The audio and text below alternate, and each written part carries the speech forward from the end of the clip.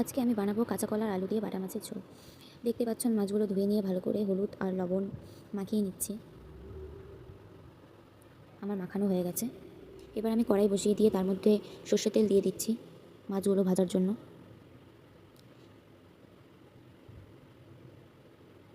আমি একবারই তেল দিয়ে দিচ্ছি যাতে আমার তরকারি বসানোর সময় আর তেল এক্সট্রাভাবে ইউজ না করতে হয়। তেলটা গরম করতে ছেড়ে দিলাম। তেলটা গরম হয়ে গেছে, এবার আমি মাছগুলো একে একে দিয়ে দিচ্ছি। এভাবেই আমি মাছগুলো ভালো করে ভেজে নেব। আমার ভাজা হয়ে গেছে। এবার বাকি যে তেলগুলো ছিল সেখানে আমি জিরে ফোড়ন দিয়ে দিলাম। একটু ভালো করে নাড়িয়ে নিলাম। এরপরে কেটে রাখা আমি আলু দিয়ে দিলাম। আলুগুলো একটু হালকা একটু ভাজা ভাজা হওয়ার জন্য একটু অপেক্ষা করছিলাম। একটু ভাজা ভাজা হয়ে যাওয়ার পরে আমি যে কেটে রাখা যে কাঁচা কলাগুলো রেখেছিলাম সেগুলো আমি দিয়ে দিলাম। এবার ভালো করে আমি মিশিয়ে নিচ্ছি।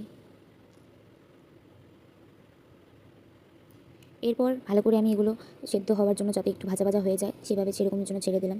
এরপর একটু সামান্য পরিমাণে হলুদ আর একটু লবণ দিলাম। আমি ভাজার সময় একটু হলুদ আর লবণ দিয়ে ভাজি, তারপর বাকিটা তো আমি কষানোর সময় ইউজ করি।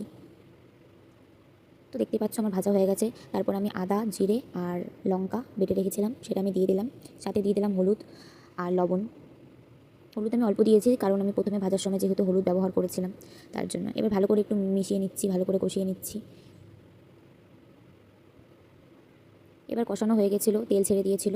তারপর আমি সামান্য পরিমাণে একটু জল অ্যাড করলাম আগে, কারণ নিচে লেগে যাচ্ছিলো তরকারিটা।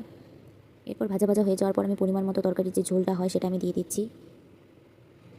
এই যে দেখতে পাচ্ছ আমি দিয়ে দিলাম। এরপর এভাবে ছেড়ে দেবো যতক্ষণ অবধি এটাতে ফুটে। এই যে ফুটে গেছে তরকারি আমার। এবার মাছগুলো আমি ছেড়ে দিচ্ছি একে একে।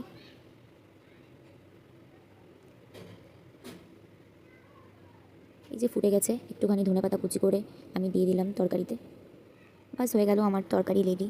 গরমের মধ্যে অনেক সময় আমাদের খেতে খুবই প্রবলেম হয়, অনেকের পেট খারাপ, তো এই রেসিপিটা ফলো করলে হয়তো তাদের সুবিধা হবে। ভালো লাগলে লাইক করে দেবেন।